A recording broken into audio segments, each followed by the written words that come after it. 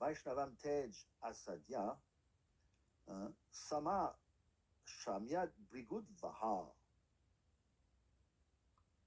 Okay, I read. O Shanaka, glory of Brigu's family.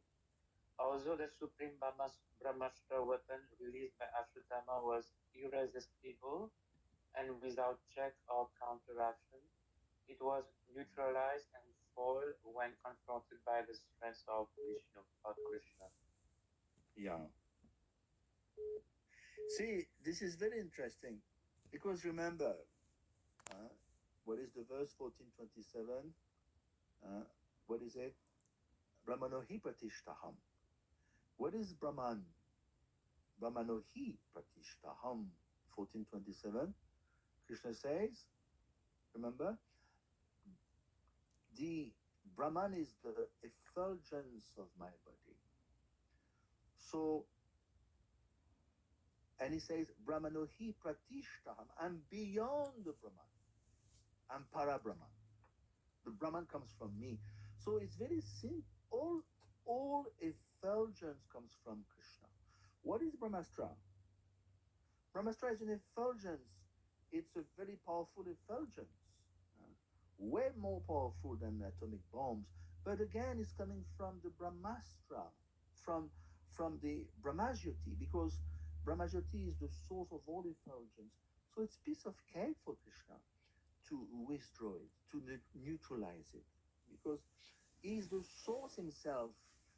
Brahmajyoti is the source of all Brahmastra, because this is the greatest effulgence ever. You follow?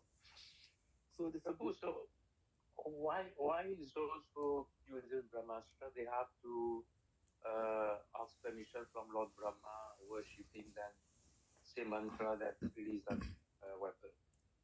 yeah, because remember, Brahmastra are meant to be used in a Vedic way, in a virtuous way. That is why, remember, Indradev, the father of Arjuna, he said, be careful. If you misuse those celestial weapons, it will backfire against you. In other words, if you use them capriciously, whimsically, number one, you will be deprived of your power.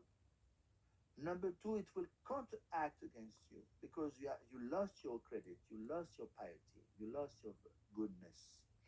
So the more pious you are, the more pure you are, the better you're going to be handling those celestial weapons. Of course, Arjun was beyond any discredit. He's a pure devotee. But you will see in the Mahabharata at one point, when Arjun comes back from heaven, he spent 5 years, human years, which correspond to 5 days in heaven. And he comes back, and immediately all the brothers, they surround him. Oh, please, show me your weapon, show me your weapon. Arjun is quite, fired up. Yes, I'm going to show you my weapon. Because they are big martial warriors. They want to see.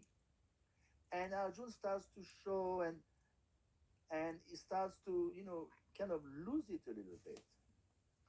And immediately he hears the voice in the sky. Your father is telling him, Arjun, don't play around with those those weapons.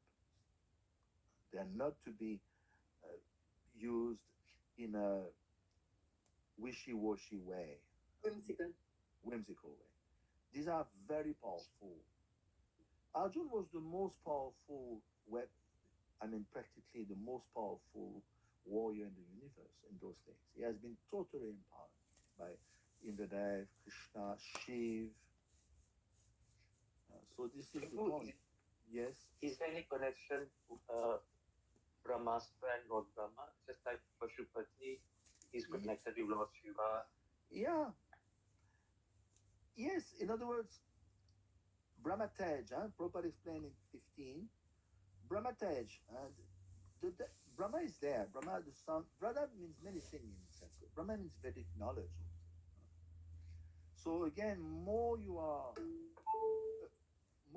Krishna conscious and steeped in Vedic knowledge, more you're going to be powerful.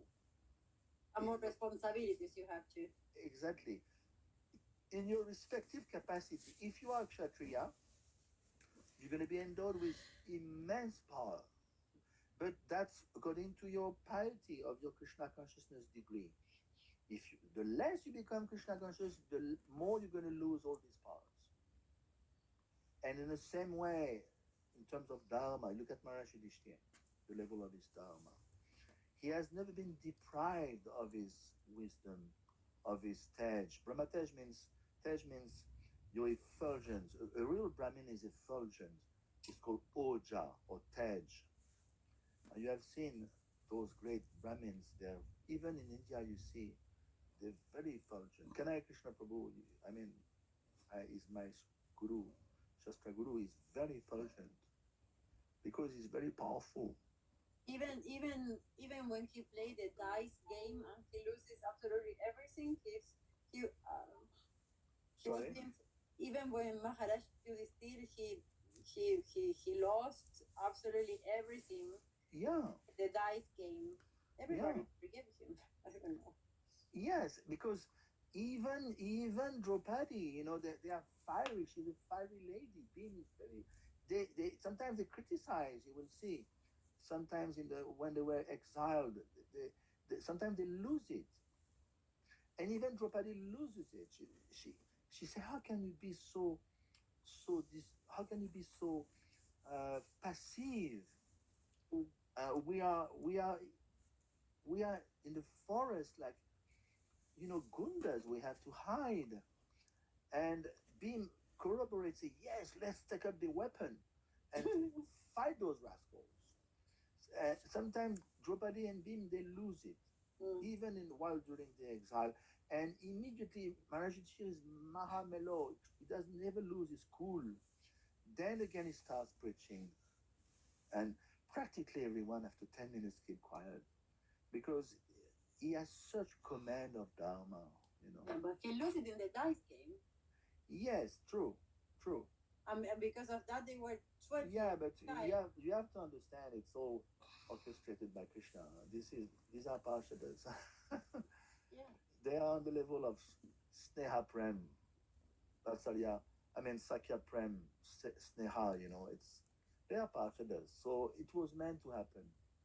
We have to understand. It's a drama. Always keep in mind it's a drama. So we are into 15.